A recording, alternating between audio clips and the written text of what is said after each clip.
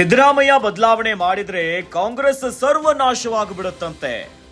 ಈ ರೀತಿಯಾಗಿ ಸಿದ್ದು ಹಳೆಯ ಶಿಷ್ಯ ಆಗಿರುವಂತಹ ಸಾಹುಕಾರ್ ಕಾಂಗ್ರೆಸ್ ಬಗ್ಗೆ ಭವಿಷ್ಯವನ್ನ ನುಡಿದಿದ್ದಾರೆ. ಕಾಂಗ್ರೆಸ್ಗೆ ಎಚ್ಚರಿಕೆಯನ್ನ ಕೊಟ್ಟಿದ್ದಾರೆ ಶಾಸಕ ರಮೇಶ್ ಜಾರಕಿಹೊಳಿ.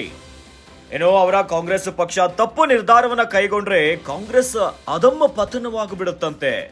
ಡಿಕೆಶಿಯನ್ನ ಮುಖ್ಯಮಂತ್ರಿ ಮಾಡಿದ್ರೆ ಕಾಂಗ್ರೆಸ್ ಪಕ್ಷವೇ ಇರಲ್ಲ ಅಂತ ಹೇಳಿಬಿಟ್ಟಿದ್ದಾರೆ. ಡಿಕೆಶಿ ಸಿಎಂ ಆದ್ರೆ ರಾಜ್ಯದಲ್ಲಿ ಕಾಂಗ್ರೆಸ್ಗೆ ಉಳಿಗಾಲವಿಲ್ವಂತೆ.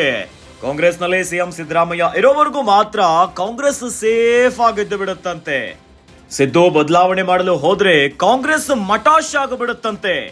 ಕಾಂಗ್ರೆಸ್ ಹೈಕಮಾಂಡ್ ಯೋಚನೆ ಮಾಡಿ ನಿರ್ಧರಿಸಬೇಕು ಅಂತ ಹೇಳಿದ್ದಾರೆ. ಸಿದ್ದರಾಮಯ್ಯ ಶಕ್ತಿ ಬಗ್ಗೆ ಹಾಗಾದ್ರೆ ಎಚ್ಚರಿಕೆಯನ್ನ ಕೊಟ್ರ ಜಾರಕಿಹೊಳಿ.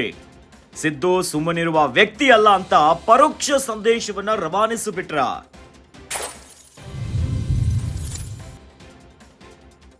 ರಾಜ್ಯ ಕಾಂಗ್ರೆಸ್ನಲ್ಲಿ ಸಾಕಷ್ಟು ಮಿಂಚಿನ ಬೆಳವಣಿಗೆಗಳಾಗ್ತಾ ಇದೆ. ಇವೆಲ್ಲದರ ನಡುವೆ ಸಿಎಂ ಸಿದ್ದರಾಮಯ್ಯ ದೆಹಲಿಗೆ ಹೋಗಿಬಿಟ್ಟಿದ್ದಾರೆ.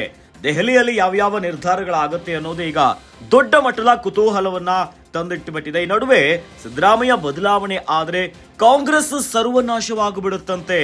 ಈ ಕುರಿತಂತೆ ಸಿದ್ದುವಿನ ಹಳೆಯ ಶಿಷ್ಯ ಒಬ್ರು ಕಾಂಗ್ರೆಸ್ನಲ್ಲಿ ಭವಿಷ್ಯವನ್ನ ನುಡಿದು ಬಿಟ್ಟಿದ್ದಾರೆ. ಕಾಂಗ್ರೆಸ್ಗೆ ಎಚ್ಚರಿಕೆಯನ್ನ ಕೊಟ್ಟಿದ್ದಾರೆ ಶಾಸಕ ರಮೇಶ್ ಜಾರಕಿಹೊಳಿ. ಅವರ ಪಕ್ಷ ಎಲ್ಲಾದ್ರೂ ತಪ್ಪು ನಿರ್ಧಾರವನ್ನ ಕೈಗೊಂಡ್ರೆ ಕಾಂಗ್ರೆಸ್ ಪತನವಾಗಿಬಿಡುತ್ತಂತೆ. ಡಿಕೆಶಿ ಎಲ್ಲಾದ್ರೂ ರಾಜ್ಯದಲ್ಲಿ ಎಲ್ಲಾದ್ರೂ ಸಿಎಂ ಆಗಿಬಿಟ್ರೆ ಕಾಂಗ್ರೆಸ್ಗೆ ಉಳಿಗಾಲವೇ ಇಲ್ಲಂತೆ. ಇನ್ನು ಸಿದ್ದರಾಮಯ್ಯನವರು ಇರುವವರೆಗೂ ಮಾತ್ರ ಕಾಂಗ್ರೆಸ್ ಕರ್ನಾಟಕದಲ್ಲೇ ಸೇಫ್ ಆಗಿರುತ್ತಂತೆ.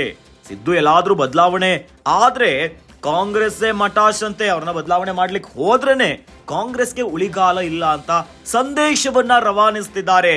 ಹೀಗಾಗಿ ಕಾಂಗ್ರೆಸ್ ಹೈಕಮಾಂಡ್ ಯೋಚನೆ ಮಾಡಿ ನಿರ್ಧರಿಸಬೇಕು.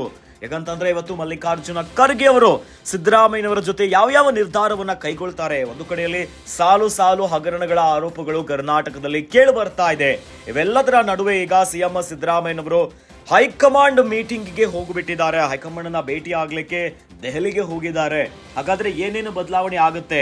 ಇವೆಲ್ಲದರ ನಡುವೆ ಈಗ ಸಿಎಂ ಸಿದ್ದರಾಮಯ್ಯನವರ ಹಳೆಯ ಶಿಷ್ಯ ರಮೇಶ್ ಜಾರಕಿಹೊಳಿ ಸಿದ್ದರಾಮಯ್ಯನವರ ಶಕ್ತಿಯ ಬಗ್ಗೆ ಎಚ್ಚರಿಕೆಯನ್ನ ಕೊಟ್ಟು ಬಿಟ್ರ. ಹಾಗಾದ್ರೆ ಯಾಕಂತಂದ್ರೆ ಸಿಎಂ ಸಿದ್ದರಾಮಯ್ಯನವರನ್ನೆಲ್ಲಾದ್ರೂ ಬದಲಾವಣೆ ಮಾಡಕ್ ಹೋದ್ರೆ ಕರ್ನಾಟಕದಲ್ಲಿ ಕಾಂಗ್ರೆಸ್ಗೆ ಉಳಿಗಾಲ ಇಲ್ಲ ಅನ್ನೋ ರೀತಿಯಾಗಿ ಹೇಳಿಕೆಯನ್ನ ಕೊಟ್ಟಿದ್ದಾರೆ.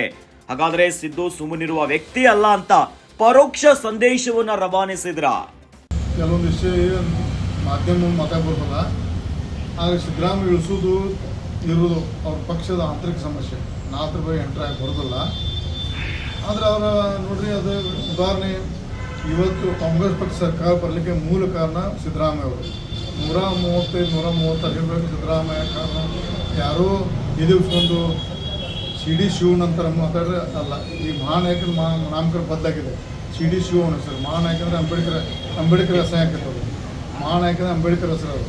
CD ಶಿವ ಅವರು ಮರು ನಾಮಕರಣ ಮಾಡಿದ್ರು. ನಾನು ಕುಮಾರಸ್ವಾಮಿ ಕೂಡಿ ಮೊನ್ನೆ ಡೆಲ್ಲಿಯಲ್ಲಿ CD ಶಿವ ಅಂತಾರೆ. ಇದಕ್ಕೊಂದು ನಾನೇ ತನ್ನ ಸರ್ಕಾರ ಅನ್ನೋಂತಕ್ಕಿಂತ ಸಿದ್ದರಾಮಯ್ಯ ಅವರು ಬಹುಮುಖ್ಯ ಪಾತ್ರ. ಕಾಂಗ್ರೆಸ್ ಪಕ್ಷ ಇರ್ಬೋದು, ಅದು ಬಹುಮುಖ್ಯ ಪಾತ್ರ ಸಿದ್ದರಾಮಯ್ಯ ಇದು ಒಂದು ನೋಡ್ಬೇಕು. ಕಾರಣ ಅವ್ರಿಗೇನ ಆ ಪಕ್ಷದ ಅಂತರಿಕ್ಷದ ತೆಗೆದ್ರೆ ಅಂತಿಮ ಮಟ್ಟಿಗೆ ಅಧೋಗತಿ ಕಾಂಗ್ರೆಸ್ ಪಕ್ಷ ಸ್ಟಾರ್ಟ್ ಅನ್ನೋದೊಂದು ಈ ಸಂದರ್ಭ